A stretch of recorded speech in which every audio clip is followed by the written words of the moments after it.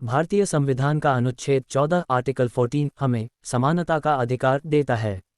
यह अनुच्छेद दो मुख्य बातें सुनिश्चित करता है। विधि के समक्ष समानता, कानून की नज़र में हर व्यक्ति बराबर है। विधियों का समान संरक्षण, समान परिस्थितियों वाले लोगों के साथ कानून का व्यवहार भी एक जैसा होगा। भारतीय संविधान का अनुच्छेद 14 समानता के अधिकार की नींव है।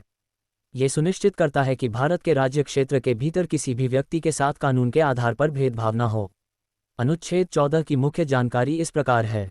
1. मुख्य सिद्धांत। 2 भाग। अनुच्छेद 14 में दो महत्वपूर्ण अवधारणाएं शामिल हैं। विधि के समक्ष समता, इक्वालिटी बिफोर लॉ, ये ब्रिटिश संविधान से लिया गया है।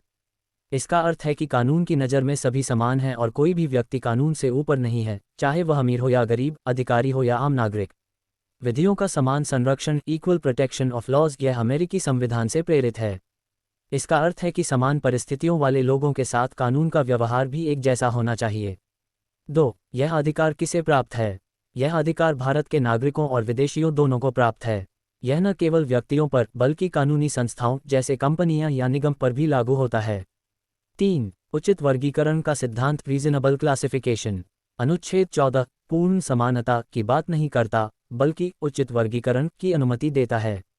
राज्य अलग अलग समूहों के लिए अलग कानून बना सकता है, यदि उसका आधार तर्कसंगत हो, जैसे बच्चों या महिलाओं के लिए विशेष कानून। इसका उद्देश्य असमान लोगों के बीच समानता स्थापित करना है। 4. अनुच्छेद 14 के अपवाद।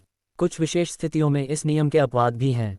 राष्ट्रपति और राज्यपाल अपने कार्यकाल के दौरान वे अदालत के प्रति उत्तरदायी नहीं होते और उनके खिलाफ आपराधिक कार्यवाही शुरू नहीं की जा सकती। विदेशी राजनयिक, भारत में नियुक्त विदेशी राजदूतों और राजनयिकों को दीवानी और आपराधिक मामलों में छूट प्राप्त होती है। वेदांतु यह अनुच्छेद भारतीय लोकतंत्र का स्वर्ण त्रिकोण, गोल्डन ट्रायंगल, अनुच्छेद 14, 19 और 21 का एक हिस्सा माना जाता है।